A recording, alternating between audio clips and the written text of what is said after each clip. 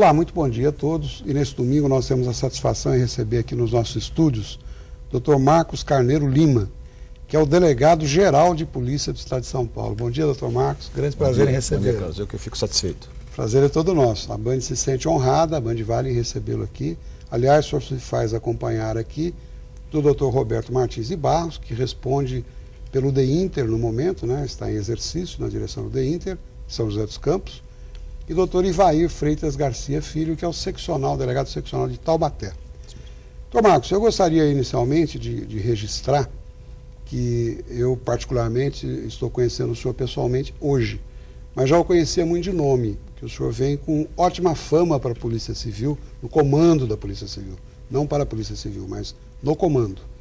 E eu queria lhe colocar inicialmente o seguinte: essa missão, a meu ver, é hercúlea, de soerguer a Polícia Civil paulista, que enfrentou aí várias crises e ainda enfrenta. Quais as principais medidas adotadas pelo senhor, doutor? Bem, a primeira medida foi deixar claro qual é o papel da Polícia Civil perante a Constituição Federal. O nosso papel é a polícia que investiga, é a polícia que tem que fazer um trabalho de qualidade para chegar às mãos da justiça, do juiz e do promotor de justiça.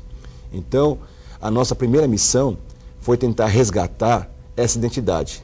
A Polícia Civil de São Paulo é uma polícia centenária. A Polícia Civil de São Paulo é uma referência no Brasil e na América Latina. Contudo, diante das várias fases históricas, das várias mudanças que nós passamos aí, nós tivemos uma história conturbada no nosso país recentemente, isso tudo acabou mexendo com o sentimento da Polícia Civil. E hoje nós estamos resgatando a nossa missão constitucional. A Polícia Civil, constitucionalmente falando, é a polícia judiciária, é isso? Exatamente. Inclusive, alguns até defendem que o nome correto da nossa polícia deveria ser Polícia Judiciária. Porque em Portugal, por exemplo, que é a nossa pátria-mãe, né, Portugal, a nossa origem, lá a polícia que investiga chama-se Polícia Judiciária. E existe até no nosso Congresso aí alguns projetos para mudança da denominação. Por que é importante essa vinculação com o Poder Judiciário? Porque todo o trabalho da Polícia Civil, ele deságua no Poder Judiciário. Sem dúvida. O que o delegado de polícia faz na investigação não fica na gaveta, no armário dele. Tem que chegar às mãos do juiz e do promotor. Daí a importância de um trabalho de qualidade da Polícia Civil.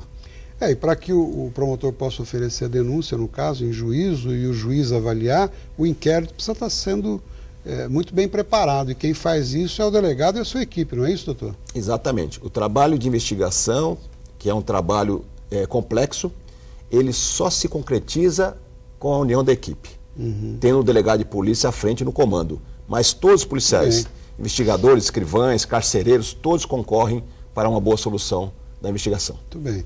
Doutor, e dentro desse contexto todo, como disse o senhor, é uma instituição centenária, a Polícia Civil, comenta-se, ou comentava-se pelo menos, que o Conselho da Polícia, que é formado pelos chamados cardeais, aqueles delegados que chegaram ao ápice da carreira, que esse conselho limita muito a ação do delegado-geral. O senhor, enquanto comandante, né, dos seus 35 mil homens, já que é o contingente da Polícia Civil no Estado, na verdade do conselho emanam algumas instruções. Como é que funciona para o nosso telespectador entender?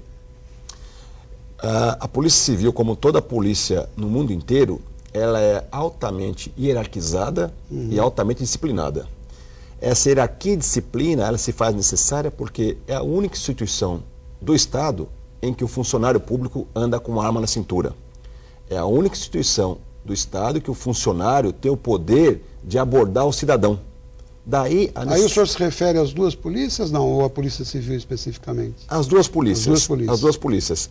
E ambas têm essa característica. Daí a necessidade de ter uma hierarquia de forma piramidal, para que o subordinado ele saiba quem é o chefe dele efetivamente. E por que isso? Porque esse chefe ele vai dar um comando e muitas vezes chamar atenção, ou às vezes ser até enérgico, com um subordinado que tem arma na cintura. E isso é uma característica única no mundo inteiro. E polícia, é interessante ressaltar isso, no mundo inteiro acaba sendo uma questão problemática, porque a polícia é criada para solucionar conflitos, mas às vezes ela acaba sendo vetor de conflito. Daí a importância de ser altamente fiscalizada internamente. Então, Então, doutor, eu faço questão até de explorar um pouquinho mais isso. Essa sua visão, ela chega nesse momento de ser de grande importância no contexto, porque em alguns momentos, pelo menos aparentemente, para a população, para o leigo, para o cidadão, em muitos momentos causou-se a impressão que essa hierarquia estava meio conturbada. Não ocorreu isso antes da sua gestão? Então, isso aí acabou tendo talvez a forma como foi passada para a sociedade. Mas, por exemplo, a Polícia Civil tem essa estrutura hierárquica que é muito rígida. Uhum. Então, um policial, para entrar na sala de um delegado de polícia, tem que pedir licença. É inimaginável que um policial civil vá colocar os pés sobre a mesa na presença de um delegado. Como a gente vê em filme americano. Exatamente. Também é só história de filme, porque Só na história. realidade não acontece. Nos Estados Unidos, a hierarquia é muito rígida, porque nos Estados Unidos, assim como na maioria dos países, a maioria das pessoas que são vocacionadas para ser policiais já tiveram uma formação militar anterior, onde aprenderam hierarquia e disciplina. Agora, o que é interessante na Polícia Civil? O Conselho da Polícia Civil já tem esse nome Conselho. Hoje, o nosso foco é que, efetivamente, os diretores conselheiros nos aconselhem. Então, eu, como delegado-geral, incito que eles participem. E muitas vezes... Mas o comando é seu. O comando é meu. Eu passo a tarefa, são 22. E eu digo para eles, os 22 vão se manifestar. Se 20 tiver uma opinião e 2 tiverem outra, mas eu entender que os 2 estão corretos, eu fico com a opinião dos outros 2. Uhum. Esse órgão, ele seria então, especialmente na sua gestão, daqui por diante, um órgão consultivo e não deliberativo. Essa é a grande necessidade que os senhores têm. Seria isso, doutor? Exatamente, porque é importante que um delegado-geral se aconselhe com seus diretores. São delegados de polícia que têm 30 anos de carreira. Uhum. Eu sou delegado-geral, mas eu tenho lá, entre os meus subordinados, aqueles que já foram meus chefes no passado. Sem dúvida. Os quais eu respeito e faço questão de valorizá-los. Mas essa dinâmica tem sido muito positiva, porque eu não aceito um conselho que seja submisso simplesmente por dever referencial. Muito bem.